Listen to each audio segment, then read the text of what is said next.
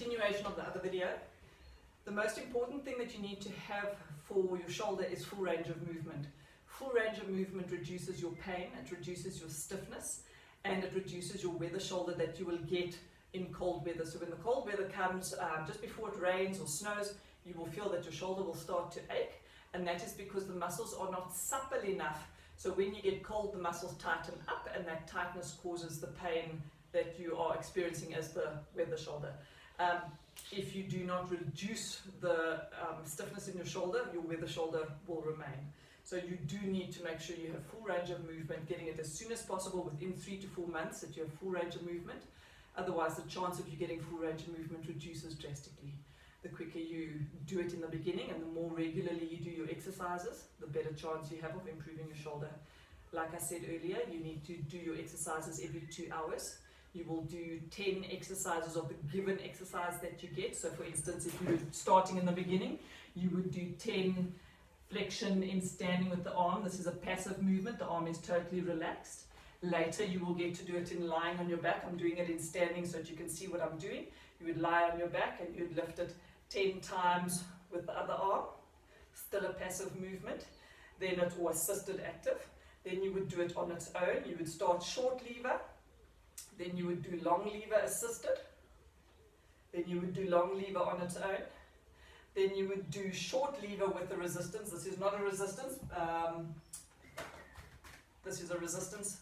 Not really, but you understand what I'm trying to say. So you hold a bottle of water. You're not going for a heavy resistance. 500 grams is good. A bottle of water in the hand. You'd start with short lever resistance. Mind you don't hit your head with the thing you're holding. Then you'd go long lever resistance, all lying on your back.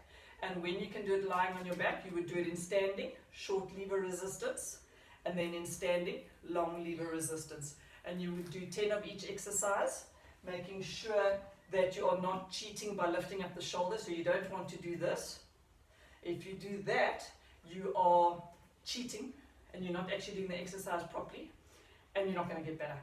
Which means that you must lie on your back to do the exercises on your back, because as soon as you lie on your back, your shoulder will not cheat because it's not difficult to do. You would again do abduction, so lying on your side, lifting your arm to the side. So I would lie on the side, lift the arm up to the side because you're not doing it against resistance, or on your back, lifting it to the side.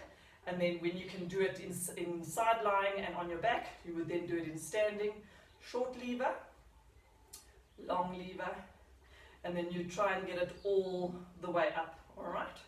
So that we're doing it. And then with that, as you feel good with that, you can progress it to having a weight in the hand, long lever after you've done the short lever. So you do short lever with a weight, and then long lever with a weight. Okay. Remember, your stretches must be done every 2 hours, your exercises must be done every 2 hours. As you start loosening up and the arm gets really good at about 10 weeks to 12 weeks, you can start doing cycling with the arm. There is a little cycling machine at the gym that's standing height, and you would just put your hand on and you would cycle with the arms. Now the cycling helps to improve your endurance. It helps to loosen up the shoulder so that it just feels better and the muscles are working better and they can relax more easily. And then you can almost do like a cycling workout or a spinning workout with your arms. You get a little chair there, or you adjust the lever of the cycling arms, and you do cycle, cycle, cycle, cycle. Then you can sit and cycle, because I want the arm to be in a higher position here to loosen up the arm in this position here. So you cycle, cycle, cycle, cycle, then you stand again, cycle, cycle, cycle, cycle, then you can sit again, cycle, cycle, cycle, cycle. At this point, you would also start throwing balls, because there's 5 things that you need to do to improve your shoulder mobility or to fix your shoulder. The first thing is you have to get range of movement, which is the passive movements that you start off with and the stretches that you do. The second thing is you want to build up endurance in your shoulder, which is the cycling that you would do so that your arm doesn't get tired. The third thing you would do is you'd start doing strengthening exercises, and this would include wall push-ups. So as soon as you've got 90 degrees, or we're looking at about between 10 and 12 weeks, we can do assisted wall push-ups against the wall. And as you get better, you can make the push-ups more difficult by doing push-ups on the floor on a ball, and then ordinary push-ups. Those for the ladies or the people that are in the older category, you don't need to do push-ups on the floor. Push-ups on the wall is sufficient to build up the strength. Then you would do bicep curls with weights. You would do deltoid with weights. You would do triceps with weights. And all these things to strengthen up the shoulder generally, those things that you can do at the gym. You would also do weights, strengthening up your rotator cuff muscles, doing this with the elbows into the side. The elbows mustn't be out here, they're in the side.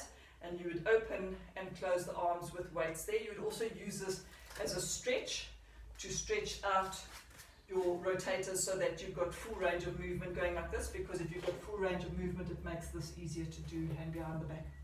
So we want to do that. From there, you've now got, we've done the stretch for the full range of movement, we've done endurance, we've done strengthening exercise. The fourth one is proprioception. My ball has disappeared. So, no, there's my ball. You would take a little ball. This is to improve your proprioception. You would start off throwing the ball on the floor. Ball on the floor, let's just put it in a proper place. And once you've got the ball on the floor, you would then start ball on the wall and improve your proprioception here, so that your hand can do fast reflexes without pain here. It also knows where it needs to be in relation to the body so that you can catch the ball. Once you can do a small ball, you would improve to a bigger ball.